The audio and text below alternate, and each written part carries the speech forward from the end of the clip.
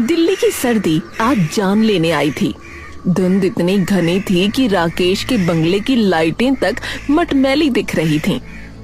बस घर की बहू मीरा किचन में खड़ी थी। उफ, ये सुबह भी कोई सुबह है, हाथ जमे पड़े हैं, हाय, और मुझे चाय पिलानी पड़ रही है।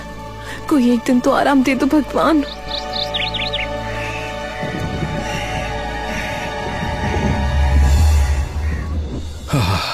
मीरा, अरे इतनी सर्दी है कि मेरी फाइलें भी मुड़ रही हैं। मैं खुद सोच रहा हूँ कि ऑफिस भागूं या रजाई में घुस जाऊं। अरे मुझे तो कुछ मत बोलना भाई, मुझे कुछ मत बोलना। मैं तो ऑफिशियली हाइबरनेशन पर हूँ। हाँ, कॉफी भी ठंडी पड़ गई है, अब तो मैं उठने वाला नहीं हूँ। हाँ। बालकनी से आ रही ठंडी हवा अखबार के पन्ने उड़ा रही थी। सावित्री हर फड़फड़ाते पन्ने पर मौसम को गाली दे रही थी। हे राम, ये कैसी सर्दी है। पहले भी ठंड आती थी, पर अब तो हमला करती है। सुबह से उंगलियां सुन्न हो रखी हैं। हाय। अरे बुढ़ा गई हो तुम। अरे चुप रहो जी। तभी मीरा का शोपीस जैसा इंपोर्टेड हीटर एक अजीब की आवाज के साथ ब्लिंक हुआ, फिर धड़ाम से बंद हो गया। अगले ही सेकंड कमरे में हल्की जलने की गंध फैलने लगी। ये क्या, मेरा हीटर जल गया? नहीं नहीं, ये नहीं हो सकता, मैंने तो इसे खुद चुना था। हे राम। अरे मीरा, अरे हीटर है हीटर, पति थोड़ी है। अरे थोड़ा शांत हो जाओ, नया ले आएंगे भाई। इतना शोर शराबा तो तब ना किया था जब अर्जुन की चोट लगी थी। अरे भैया हीटर तो गया, पर आज हमारा चैन भी जाएगा, तैयार रहना। सर्दी की मार जारी थी।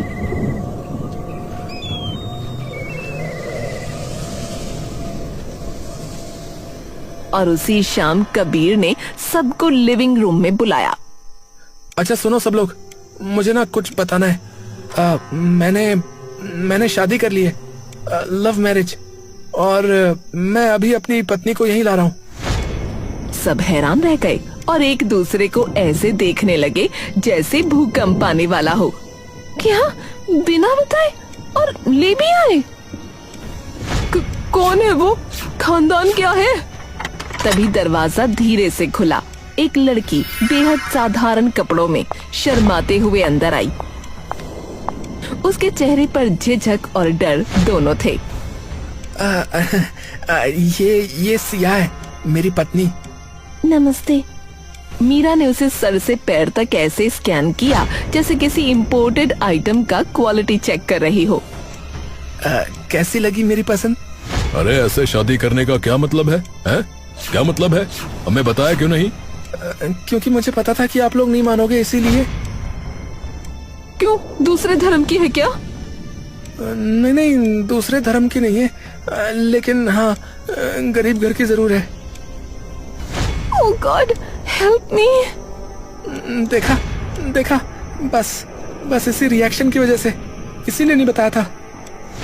थोड़ी बहुत बहसबाजी के बाद आखिरकार सबने सिया को दिल से एक्सेप्ट कर लिया, सिवाय मीरा के। ये गरीब मेरी देवरानी। छी। सिया गरीब थी, इसलिए हर छोटी चीज पूछते हुए हिचकिचा रही थी। तभी उसने माइक्रोवेव की तरफ देखा। ये, इसमें चावल कैसे गर्म होते हैं? अरे बाबा रहने तो, तुम खराब कर दोगी। मैं सीख सकती हूँ। मीरा हंस पड़ी। अर्जुन के होठों पर भी हल्की मुस्कान आ गई। सिया की गर्दन और झुक गई। कोई बात नहीं बिटिया, हर चीज सीखी जाती है, तुम आराम से रहो। जी माँ जी, मैं सब सीख लूंगी। सिया सब सही करना चाहती थी क्योंकि कबीर उसे समझा कर लाया था। लेकिन चाय लाते समय सिया का हाथ फिसला। मीरा के लगा और उसकी महंगी इंपोर्टेड लिपस्टिक जमीन पर गिर गई और 2 हिस्सों में टूट गई। ओह गॉड, ये क्या किया जाहिल कहीं की। सॉरी मीरा दीदी। लग्जरी चीजें संभालना भी एक कला है जो हर किसी के बस की बात नहीं होती। बढ़िया ही दीदी की बच्ची। अरे बहू क्या है, जरा सी गलती पर ऐसे चिल्ला रही हो। मम्मी जी प्लीज, आप इसका सपोर्ट नहीं करें तो अच्छा होगा। तो जरा तमीज से पेश आओ। क्या हुआ सिया, बुरा लगा? तो ढंग से कहा करो ना। सिया ये सब सुनकर भी चुप रही। अगली सुबह सर्दी और भी ज्यादा थी। घर में न हीटर चल रहा था न गीजर। मीरा पैनिक मोड में थी और नौकरों को बिना रुके डांट रही थी। तुम लोगों को तो काम का होश ही नहीं है। इतने महंगे अप्लायंस है, किसी को संभालना ही नहीं आता। मैडम वो। अरे जाओ यार, दिमाग न खाओ। कोई समाधान नहीं मिला। सबके चेहरे उतर चुके थे। तभी सिया चुपचाप किचन में गई। किसी ने ध्यान भी नहीं दिया। कुछ मिनट बाद वो एक छोटे बर्तन में अदरक अजवाइन डालकर भाप तैयार कर रही थी।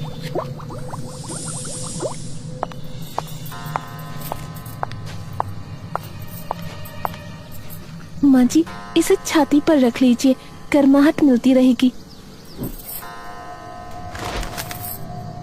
सावित्री ने जैसे ही पत्थर छुआ, उनके शरीर में राहत की लहर दौड़ गई। राकेश भी हैरान थे। हाँ? अरे ये तो सच में काम कर रहा है। बिटिया, तुमने कहाँ से सीखा ये सब? हम तो घर में ऐसे ही सिकाई करते थे। बिटिया एक काम करेगी, मेरे लिए भी कर दे ऐसे ही। ठीक है पिताजी। अर्जुन और कबीर दोनों उसके घरेलू जुगाड़ को देखकर इम्प्रेस्ड हो चुके थे। पर तभी मीरा ने हीटर ठीक करने की कोशिश की और फ्यूज उड़ा दिया।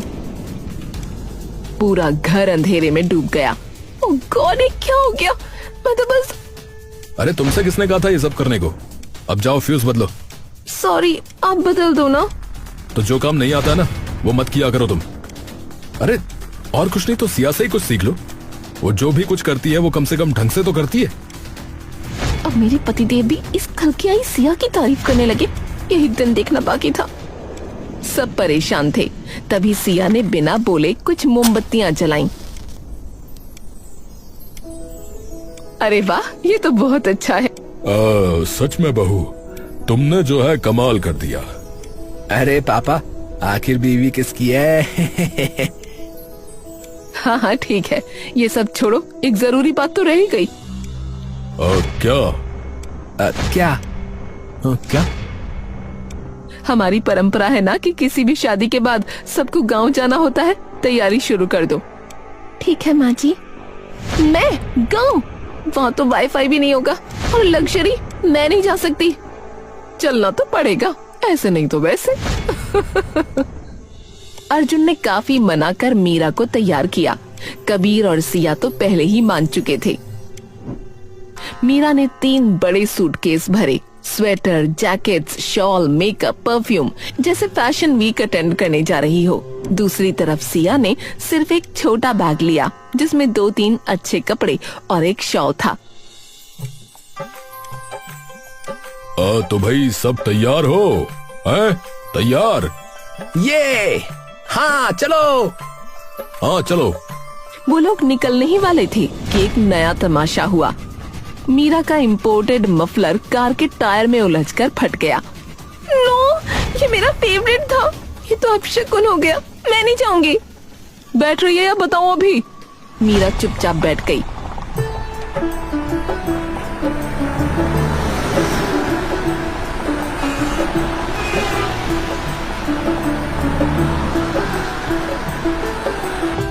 गांव पहुंचते ही दिल्ली की सर्दी भूलकर सबने असली ठंड का स्वाद चखा। टूटी खिड़कियों से बर्फीली हवा सीधा अंदर घुस रही थी। बिजली नहीं थी, बस एक लैंटर्न की हल्की रोशनी थी। अरे अरे अरे आ गए बच्चे। अरे अरे बहुत समय के बाद घर में रौनक हुई है। बहुत समय के बाद। मेरे बच्चे, आओ आओ। अरे नई बहू भी आई है। नई के चक्कर में पुरानी न भूले। अरे मीरा बड़ बोली कहीं की, तू भी कोई भूलने की चीज है। सब हंस पड़े। गांव की सर्दी दिल्ली की तुलना में बहुत खतरनाक थी। हवा ऐसी चल रही थी जैसे किसी ने बर्फीला थप्पड़ गालों पर मारा हो।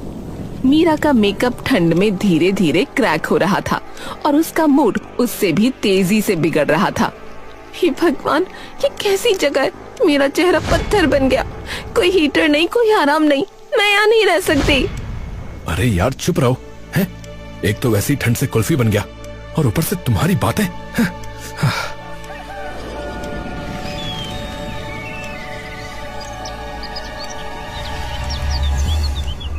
सिया एक कोने में चुपचाप खड़ी थी और वो पूरे घर का जायजा ले रही थी। रात गहराई, अंधेरा घना हुआ, सब सो गए थे सिवाय मीरा के। वो धीरे धीरे उठी, शॉल कसकर ओढ़ा।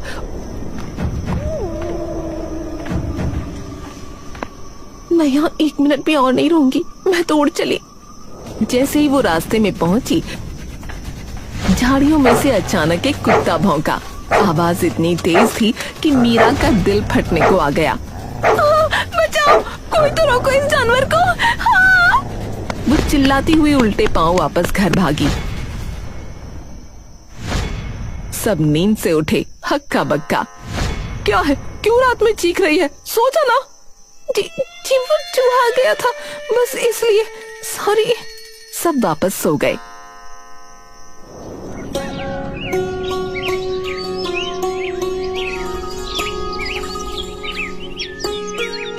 सुबह हल्की धूप आई, पर ठंड वैसी ही थी।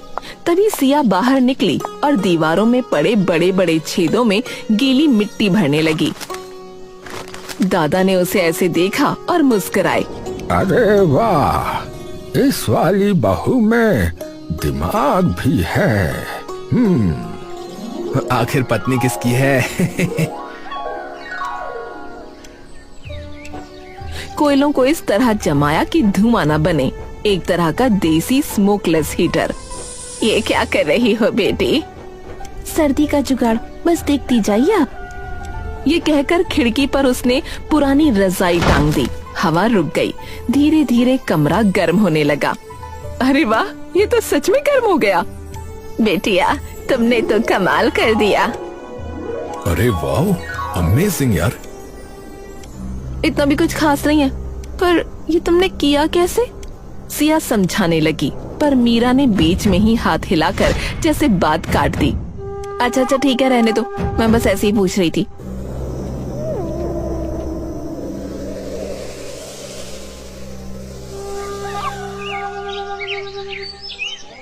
अगली सुबह गांव के चौक में खबर फैली, नदी का पुल टूट गया है। अब 1 हफ्ते तक कोई गांव से बाहर नहीं जा सकता। क्या 1 हफ्ता? यहाँ कोई कैसे रहेगा भाई? मैं तो मर जाऊंगी यहाँ, कोई मुझे वापस ले चलो। अरे मीरा, शांत हो जाओ ना यार, हम कुछ कर लेंगे भाई। कबीर गहरी सोच में था, लेकिन सिया बिल्कुल शांत थी। हम सब मिलकर संभाल लेंगे, घबराने से कुछ नहीं होगा। मुसीबतें नहीं होती, यहाँ सब एक दूसरे का सहारा बनते हैं। तभी एक गांव वाला हंसते हुए बोला। अच्छा है। हाँ, अब देखना, अब दिल्ली वालों का जो है असली टेस्ट अब होगा। हाँ, अब होगा असली टेस्ट। सर्दी अपना असली रूप दिखाने लगी। सुबह की पहली बाल्टी का पानी बर्फ बन चुका था। लकड़ी इतनी गीली थी कि जलने से इनकार कर रही थी। रसोई में राशन भी कम दिख रहा था। हम तो यहाँ मर ही जाएंगे, कुछ भी तो नहीं है इस जगह में। अरे मीरा, तुम यार चुप नहीं रह सकती हो क्या? चुप हो जाओ तुम, दादा सुन लेंगे। अरे वो ऊंचा सुनते हैं। सावित्री और राकेश की चिंता बढ़ती जा रही थी। दादा और दादी ने सबको समझाया कि गांव में ऐसी सर्दी आम बात है। उधर मीरा ने राशन का डब्बा खोला तो अंदर से एक मोटा तगड़ा चूहा छलांग मारकर बाहर निकला। ये क्या था? कोई निकालो इसे। अरे दीदी, चूहा है, कोई बंदर नहीं। तुम चुप रहो। सिया ने मिट्टी का चूल्हा बनाया और गीली लकड़ी जलाने के लिए सूखे पत्ते, गोबर और पतली लकड़ियों का ऐसा बैलेंस रखा कि चूल्हा एकदम बढ़िया लौ देने लगा। बहू, ऐसा चूल्हा तो मैंने भी बरसों से ना देखा। अरे आखिर पत्नी किसकी है दादी? चुप रह। फिर सिया ने गर्म पानी में नमक और घी मिलाकर एक देसी टॉनिक बनाया। सबको उसने 2-2 घूंट पीने को दिया और राहत जैसे शरीर में उतर गई। मैं तो हैरान हूँ, ये लड़की कौन सा खजाना लेकर आई है? अरे तुम दोनों ने तो ऐसा कभी नहीं किया, माँ ही किया करती थी। शहर में ये सब कहाँ होता है, पर ये वाली बहू कमाल है तुम्हारी, सब कुछ जानती है। उस दिन रसोई में रखा बड़ा पीतल का डब्बा जिसमें आटा, चावल और दालें रखी जाती थीं, ठंड की वजह से ढक्कन से चिपक गया था। सावित्री और मीरा दोनों ने लाख कोशिशें की, पर ढक्कन हिल तक नहीं पा रहा था। ये नहीं खुलेगा तो खाना कैसे बनेगा? मैं देखती हूँ। हाँ, तुम दारा सिंह हो ना जो ये खोल लोगी? दारा सिंह नहीं हूँ, पर मेरे पास जुगाड़ है। सिया आगे आई।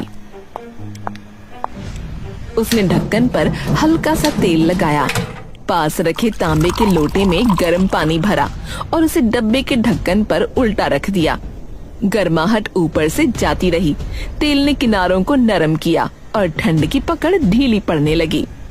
फिर ढक्कन ने अचानक टक की आवाज की और खुल गया। अरे वाह बहू, ये तो जादू कर दिया तुमने। हर जगह, सच में हर जगह यही काम आ जाती है। मीरा जल भुन रही थी। उस दिन मीरा ने सोचा कि वो खुद खाना बनाएगी, अपने आप को साबित करेगी, लेकिन ठंड ने उसके हाथ सुझा दिए। दाल जली और धुआं कमरे में भर गया। बस, मैं अब और नहीं कर सकती। अरे दीदी, आप ठीक तो हो ना? सिया, तुम्हारी सिंपैथी मुझे नहीं चाहिए, मैं ठीक हूँ। दादा और दादी ने एक दूसरे को देखा पर कहा कुछ नहीं। तभी मीरा ने अपना फोन उठाया जो ठंड से जम चुका था और चालू नहीं हुआ। ओह गॉड, मेरा फोन, ये भी मर गया। अब तो सब खत्म, अब मैं भी मर जाऊंगी। आय हाय, तू और तेरी नौटंकी।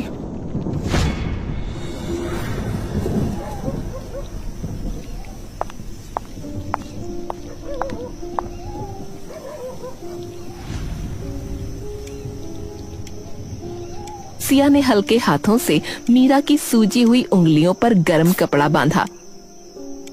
कौन है? मैं हूँ दीदी, सिया। उसकी आंखें आधी खुली, सिया को देखकर बंद कर लीं। दादी भी ये सब देख रही थीं। ये छोटी बहू घर जोड़ने आई है, ये सिर्फ जुगाड़ू नहीं, संस्कारी भी है। मैंने सिया को हमेशा बुरा भला बोला, पर ये मेरा भला कर रही थी। अगर सिया की जगह मैं होती तो क्या मैं भी ऐसा ही करती?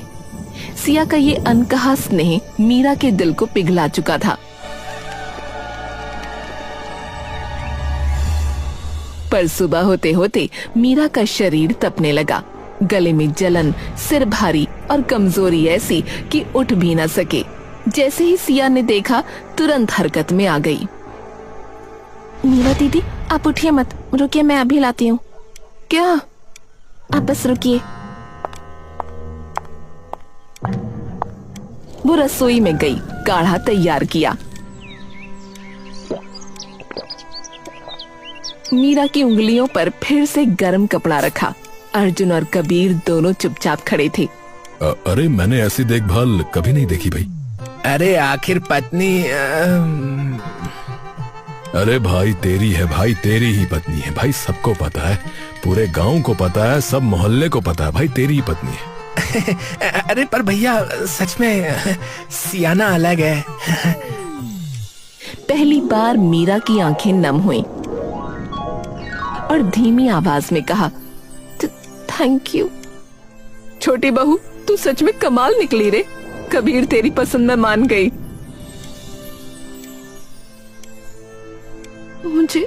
मुझे जलन होती थी तुमसे। तुम हर जगह काम आ जाती हो और मैं खुद को हेल्पलेस महसूस करती थी। शायद इसलिए मैं तुम्हारे साथ अच्छे से नहीं रह सकी। अरे दीदी, कैसी बात कर रही हो आप? मैंने तो कभी आपकी बात का बुरा नहीं माना। आप तो मेरी बड़ी दीदी हो। तभी कुछ लोग उनके दरवाजे पर आ खड़े हुए और बोले, अरे दादाजी, अरे कुछ करिए। अरे हाँ दादाजी, कुछ करिए।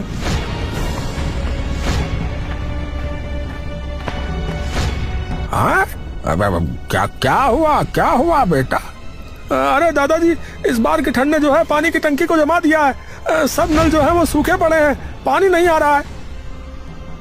अच्छा, इसलिए आज घर में पानी नहीं है? अरे आप ही कुछ करिए। अरे बर्फ जो है वो नहीं पिघल रही है। हाँ, सब टंकी देखने लगे, अंदर बर्फ जमी थी। अब हे भगवान, ऐसे पिघलाना तो नामुमकिन लग रहा है। अब क्या होगा भाई? गांव वाले मायूस हो गए। उसी भीड़ में पीछे खड़ी सिया आगे आई। अगर आप लोग इजाजत दें तो मैं एक छोटा सा तरीका ट्राई कर सकती हूँ। अरे जब इतने बड़े बड़े लोग, बड़े बुजुर्ग नहीं कर पा रहे हैं तो तुम क्या करोगे भाई? अरे प्रयास करने तो दो बहू को। हाँ? सिया ने घरों से लोहे की तवे, ईंटें और सूखी लकड़ियां मंगवाईं। उसने टंकी के चारों ओर ईंटों का छोटा सा घेरा बनाया, उस पर तवे टिकाए और हल्की सी आग जलाई। ये एक देसी हीट बेड थी जो बाहर से टंकी को गर्म करने लगी। सिया का प्लान जरूर काम करेगा। हाँ, जरूर करेगा, जरूर करेगा। आखिर पत्नी। हाँ? अरे भैया, अरे देखो पानी टपकने लगा है। अरे पानी आ रहा है नलके में भैया। ए भैया, चमत्कार हो रहा है। पहले पानी टपका और फिर कुछ ही मिनटों में नल से पानी बहने लगा। अरे भैया, अरे जुगाड़ू बहू ने जुगाड़ कर दिखाया। अरे भैया, हो लिया काम अपना, पानी आ गया। हाँ, मुझे पता ही था कि ये कर लेगी। अरे आखिर पत्नी। अरे हाँ भाई हाँ, आपकी ही है। अरे हाँ भाई हाँ, तुम्हारी ही पत्नी है भैया। उसी समय पता चला कि पुल बन चुका है। अब सब वापस शहर जा सकते थे। सब खुश हो गए। Thank God. अरे भाई, अगर ये बहू नहीं होती ना तो आप सब तो यहाँ ठंड से जम जाते बता रहे हैं। अरे हमारी छोटी बहू बड़ी जुगाड़ू जो है। जुगाड़ू के साथ साथ घर की लक्ष्मी भी है। वो लोग वापस लौट गए, लेकिन सिया गांव में जुगाड़ू बहू के नाम से फेमस हो गई।